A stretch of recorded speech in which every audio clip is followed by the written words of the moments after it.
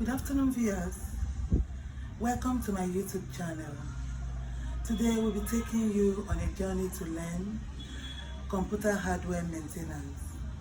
Kindly stay with us. Thank you. Okay, good afternoon here. We are running an introduction to computer hardware. Then before that, let's give a definition of computer because it deals with computer hardware and maintenance. So as a concept, what is computer? Computer is an electronic devices that accept data and process it to give out information. So you can see it involves different peripherals. The one that will force input and the one that will process in order to give output, which is information, which may come in form of hard copy or soft copy information. We are now going into these, which is our main objectives. We are looking at the hardware. What are the hardwares? They are the concrete, they are the elements we can touch in the computer, as the name implies. So we have the input devices. Let's go straight. The input devices, they are devices that we use to send data to the computer system. From the term input, they are devices which allows us to transfer information or our data into the computer system, be it the desktop or the laptop system. So the input devices, as the name implies, they are flash drive. Look at the flash drive, you use it to copy a work from a particular place to the other. It's an input device. We look at the other input devices such as mouse. The mouse will allow you to move the cursor within the computer system. And we also have the keyboard as an input device. It allows you to type or to press to send signals. Like if you want to write go, you type GO. Something happens. Something actually happens that sends the signal directly to the CPU. That is what the keyboard. And we have other peripheral components too, like the camera too, as it is. It allows us to capture outside, then we bring it to the computer and input whatever we have captured into it before we do other processes. You can also think of other input devices that we have. Then we have the CPU, which is this processing unit. According to the definition, I said computer accepts data, it processes it. Then the process part is the CPU. The CPU is the brain of computer. All the logical and the arithmetic calculations takes place within the CPU. So the CPU processes it. So meanwhile, after processing it, now gives out the information. The information is being delivered through the part which is known as the output devices. And we have several output devices such as printer, which will allow us to print out our information in forms of hard copy. We also have the monitor. The monitor allows us to see whatever we are doing within the system. It's an output devices. And we have so many other output devices, like a graph plotter is also part of. And we have other output devices too, as the name implies.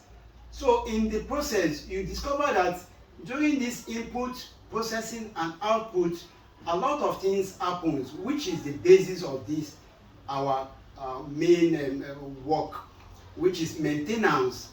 Because at times you try to send in signal to your computer system and you discover that one or two things is actually happening. Maybe there is breakdown in communication in between the input and the processing unit, or in between the processing unit and the output unit, which bring about maintenance. Because the core concept is maintenance. Without maintenance, we will not be able to know the next step and what have you. Like if there is any issue or challenges as regard our output. So we have, in a nutshell, we have been able to capture that the input device is the devices that allows us or give us opportunity to send our data into the computer systems, while the processing unit is the one that does the calculation. It does the arithmetic calculation, does the logical calculations, and now give us what? Informations, which is in form of the output. So if I may ask, that we have several input devices. Can you mention one or two of the input devices as I have mentioned here? Yes, the input devices examples are what? Flash drive. Input devices example is what? Keyboard. Is what? Mouse, as I have said. But you need to ask me, there are some of the devices that forms two, they do two works. They are both input and they are also output devices. We have such devices as that. For instance, screen touch. You discover that in a screen touch computer system or your phone, as the case may be, you can send something using your hands or finger tap, and as well you can also see it in form of output, which is what is performing a dual functions. From there we have types and functions of we are moving in bit by bit. So we are as we are able to give the differences between the input processing and the output, and we have given our examples. Then we move to types and functions of memory and storage. You look at that, we have what is even memory, because memory as it is, we have two types of memory, because we have the volatile memory and we have the one that non-volatile. When you say volatile, they are the ones that can easily disperse whatever information is given to them. Let me cite an example. You put on your computer system, and as you put on the computer system, it's running and it gets to window, and you are now working. As you are working, suddenly there is a what? Light, maybe the light just goes off like that, and you discover that the system fails and stops working, and you turn it on. When you turn it on, what you were doing there, you could not start from where you stopped, because the desktop system without UPS. What actually happened is that there is a work of a volatile memory there, which means whatever you are doing at that spot has ended. Then we now have the non-volatile, which are memory that are permanent storage. They are what? They are permanent storage, like the hard drive, the SSD, and the likes. While the example of the volatile are RAM, which is random access memory. So we are looking at this as the case is. We are looking at the functions as I've given you the phases of the what's it called, memory, that we have non-volatile and we have the volatile memory. Then we look at what is the function of the volatile memory, which is RAM as an example. But it also applies in phone, where we have the RAM and ROM. Some people look at, they are not the same. What actually happens here is that RAM, which is random access memory, does the work of speeding, does the work of ability to give instant instant answer. Because you look at your phone, some phones are faster than the other as a result of RAM. Why, when you look at the ROM, has to do with the storage capacity, the storage level. You hear 16 gig ROM, 64 gig ROM. Some might not know what they actually stand for. When you talk of ROM, which is read-only memory, it's a permanent, non-volatile, which is a permanent storage. So now we are moving bit by bit, as I have captured that we have two types of RAM, we have two types of memory, which is random. We have the non-volatile and we have the volatile memory. And we now move to storage. The storage, as the name implies, we have different type of storage, like the modern storage, which is the SSD, solid state drive, and we have the hard disk drive, which is a conventional or the old type of drive. They are trying, because we are in the Gen Z, they are trying to improvise on the old. In fact, most industry, they use the word SSD. They are no more using HDD, because the SSD is faster when you compare in functions. It's faster than the what than the HDD. The SSD supply help complement the work of RAM. It complements the work of RAM. That is to say, it helps RAM in enhancing and giving efficiency. It allows the RAM to function where you are having SSD with RAM of the same size, or you have a 4 gig RAM and you have an SSD 128, as the case may be, and you have the other side, you have 4 gig RAM, 500 gig HDD. You cannot compare the two functions because they are not the same. You discover that the SSD with lower capacity and with the same RAM, and the higher HDD of 500 gig with 4 gig 4 gig RAM cannot be compared. The SSD is faster in terms of speed, in terms of function, in terms of delivery. So from there, we move to capture what we have actually done in total. We have been able to deliver that CPU is the brain of what? The computer. In case you are being asked, because a quiz will come up now, and I will bring about different questions as regard what are actually delivered. So the main function of the CPU is what? Is to process. The CPU processes whatever is being input into the computer, which now give out output. So also the input devices, they help the CPU to send signals, the needful signals to the CPU, which the CPU now processes to give out information. If I say we should mention example of an input devices, well, yes, example of an input devices is mouse. Okay, another one, keyboard.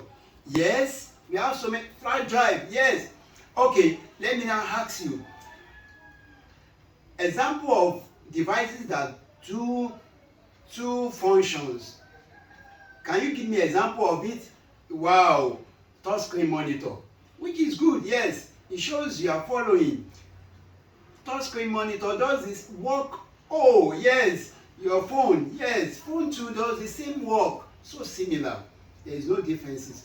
When you touch, it will give you, it shows what you are seeing, and you can also send signal. So it does the work of input and output, and as well the CPU processing the work. I think with this little, introductions of computer hardware and maintenance, by moving to the next function, we are going to go deeply into this, but we are giving the fundamental, because at the end of the day, what we want to achieve is we'll be able to know the components of computer and maintenance. Not only that, not only using computer, at times problems comes up. How do we solve them? It's part of the work. Part of driving is not just holding the steering. It's about checking the gauge, checking the oil, checking the level of water content and the likes. Because if you apply for a work of driving, and at the end of the day, you could not check, do we have a gauge oil, do you have fuel, do we have a water level balance, you may not be given the work. So the maintenance is part of it. In an industry where they spend more in maintenance than income, you can see there is no how they will definitely survive. So in nutshell, we are able to give an input, output, and processes unit. So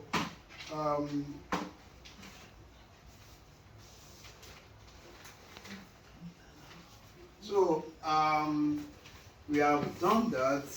So these are the keyboard I was talking about. This is the mouse I was talking about, being an input devices, so as to summarize everything. And this is a scanner. A scanner is used as an input devices to send any document, to transform document of hard copy into soft copy to the computer system. And we also have this is for a laptop. This is its own keyboard as an input devices. This is the mouse pad, a touch pad as it is. It is called touch pad, not mouse pad. Mouse pad is a kind of pad they place mouse on, but this one is a touch pad. So this is the touch pad, which is mouse as an input devices. This is the screen, which represents monitor as an output devices. And we also have speaker. The speaker is also an output devices because it allows you to hear whatever signal is sent out of the computer system. So as the name implies, output, whatever is coming out of the computer system. And we look at the camera. Look at the camera. You discover that the camera does a particular work. I can tell you it's both an input and output device. Why is it an input and output device? As the camera is, you can use it to capture something into the system, as well as taking things, sending signals. They can also use it to monitor.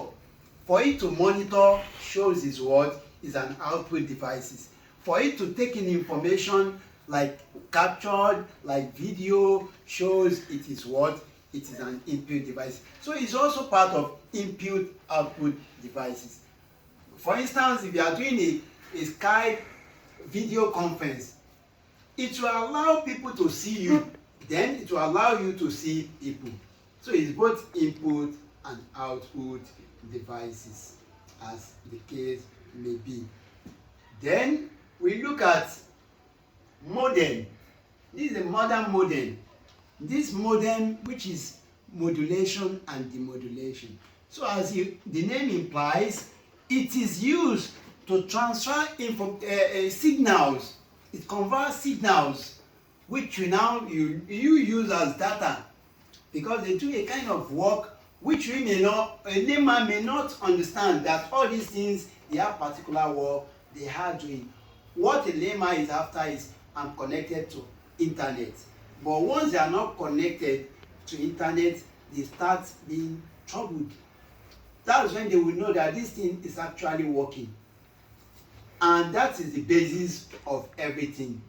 It is an input devices, and it also serves as an output device. It communicates, sends signals into the system, and as well takes signals from the systems into the server or to the cloud before it connects to online, to the worldwide internet. So we are able to look at, we have vividly looked at input devices, and as well we have looked at the CPU as the brain of the computer.